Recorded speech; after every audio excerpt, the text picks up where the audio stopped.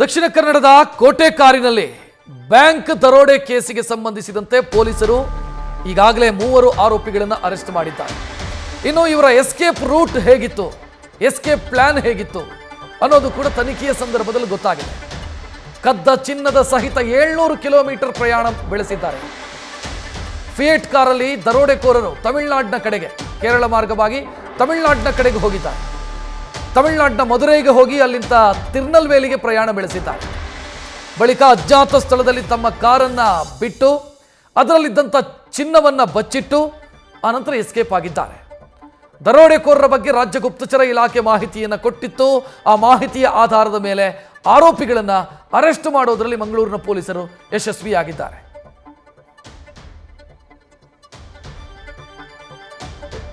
ಇನ್ನು ದರೋಡೆಗೆ ಇವರು ಯಾವ ರೀತಿಯೆಲ್ಲ ಪ್ಲಾನ್ ಮಾಡಿದ್ರು ಅನ್ನೋದು ಕೂಡ ತನಿಖೆಯ ಸಂದರ್ಭದಲ್ಲಿ ಪೊಲೀಸರಿಗೆ ಮಾಹಿತಿ ಸಿಕ್ಕಿದೆ. ರಾಜ್ಯ ಗುಪ್ತಚರ ಇಲಾಖೆಯ ಮಾಹಿತಿಯನ್ನು ಆಧರಿಸಿ ಕಾರ್ಯಾಚರಣೆಯಾಗಿರೋದು. ಮಂಗಳೂರು ಪೊಲೀಸರ ಬಳಿ ಯಾವುದೇ ಡಾಕ್ಯುಮೆಂಟ್ಗಳಿರಬಹುದು ಅಥವಾ ಸಾಕ್ಷ್ಯಗಳಿರಬಹುದು ಇರಲಿಲ್ಲ, ಯಾರು ಮಾಡಿರಬಹುದು ಅನ್ನೋದರ ಬಗ್ಗೆ. ಒಂದು CCTV ಫುಟೇಜು ಅಸ್ಪಷ್ಟವಾಗಿ ಮುಖಚಹರೆ ದಾಖಲಾಗಿದ್ದು ಬಿಟ್ಟರೆ ಮತ್ತೇನೂ ಇರಲಿಲ್ಲ. ಗುಪ್ತಚರ ಇಲಾಖೆಯ ಮಾಹಿತಿಯ ಆಧಾರದ ಮೇಲೆ ಈ ಕಾರ್ಯಾಚರಣೆಯಾಗುತ್ತೆ. ಮಂಗಳೂರು ಪೊಲೀಸರು ತಮಿಳುನಾಡಿನಲ್ಲಿ ಕಾರನ್ನು ಪತ್ತೆ ಹಚ್ಚುತ್ತಾರೆ. ಕಾರಿನ ನಂಬರ್ ಆಧಾರದ ಮೇಲೆ ಮಾಲಕರ ಮಾಹಿತಿಯೂ ಕೂಡ ಪತ್ತೆಯಾಗುತ್ತೆ. ಆ ನಂತರ ತಮಿಳುನಾಡಿನ ತಿರುನಲ್ವೇಲಿ ಸಮೀಪ 3 ದರೋಡೆಕೋರರನ್ನು ಅರೆಸ್ಟ್ ಮಾಡಲಾಗುತ್ತೆ.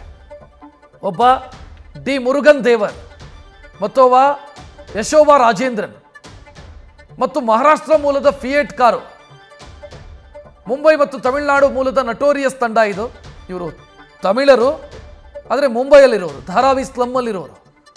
2 ತಿಂಗಳ ಹಿಂದೆ ಈ ದರೋಡೆ ಕೇಸಿನ ಕಿಂಗ್ ಪಿನ್ ಮುರುಗನ್ ಮಂಗಳೂರಿಗೆ ಬಂದಿದ್ದ.